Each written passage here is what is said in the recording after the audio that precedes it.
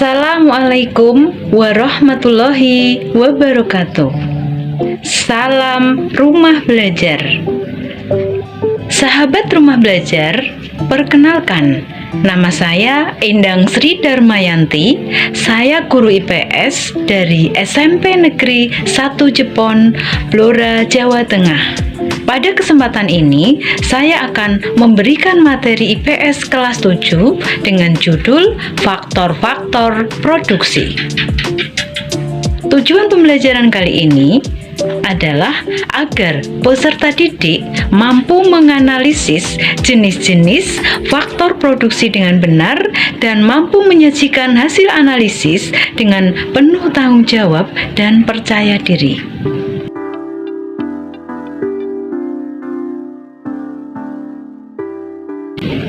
Faktor-faktor produksi adalah segala sumber daya yang digunakan dalam proses produksi barang dan jasa.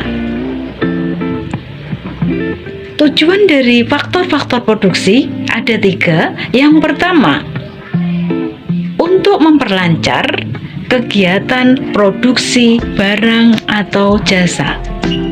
Yang kedua, untuk memberikan keuntungan pada perusahaan. Yang ketiga, agar produknya bisa sesuai dengan harapan dari konsumen. Sekarang, jenis-jenis faktor produksi ada 4. Yang pertama, faktor produksi sumber daya alam.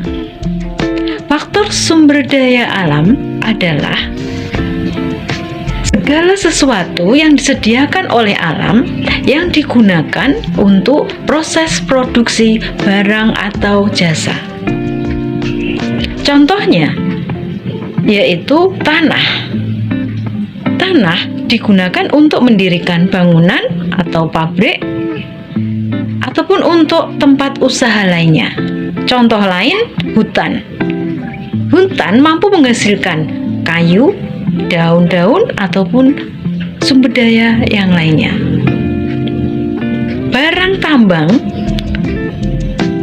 juga disediakan oleh alam. Contohnya, emas, biji besi, batu bara, minyak bumi, dan sebagainya. Contoh lain lagi yaitu air. Air digunakan untuk pengairan sawah ataupun untuk kegiatan proses produksi lainnya. Faktor produksi yang kedua adalah faktor produksi sumber daya manusia.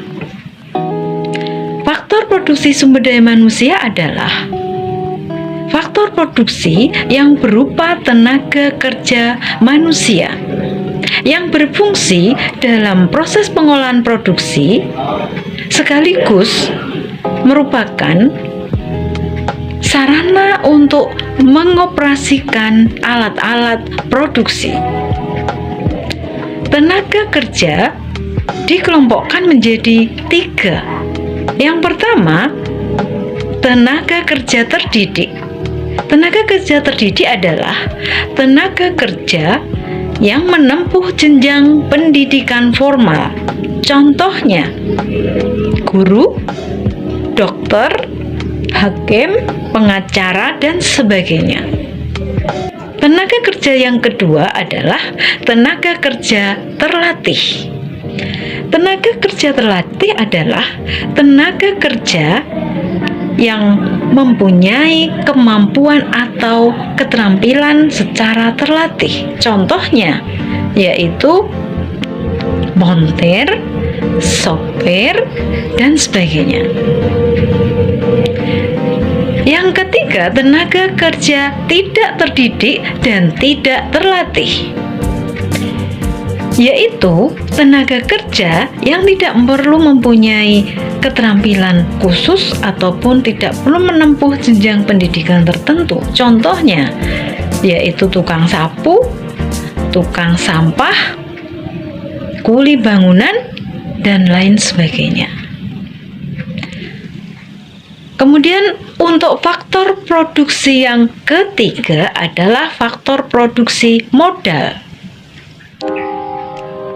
Faktor produksi modal adalah segala sesuatu yang dibuat oleh manusia dengan tujuan untuk menghasilkan barang dan jasa lainnya. Modal bisa berupa uang, mesin, gedung, ataupun bahan baku atau bahan mentah yang bisa digunakan untuk proses produksi. Faktor produksi yang keempat adalah faktor produksi kewirausahaan atau manajerial.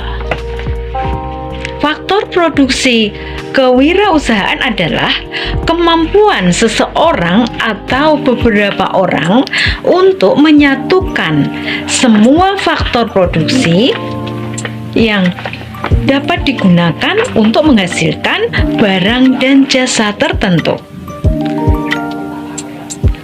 Faktor produksi kewirausahaan ini berperan sangat penting dalam proses produksi. Dari keempat faktor produksi yang kita pelajari tadi, dikelompokkan menjadi dua. Yang pertama, faktor produksi asli terdiri dari sumber daya alam dan sumber daya manusia. Faktor produksi yang kedua yaitu faktor produksi turunan terdiri dari dua, yaitu faktor produksi modal dan faktor produksi kewirausahaan. Demikian materi pembelajaran kali ini, mudah-mudahan bermanfaat. Terima kasih. Wassalamualaikum warahmatullahi wabarakatuh. Salam rumah belajar. Belajar di mana saja, kapan saja, dan dengan siapa saja.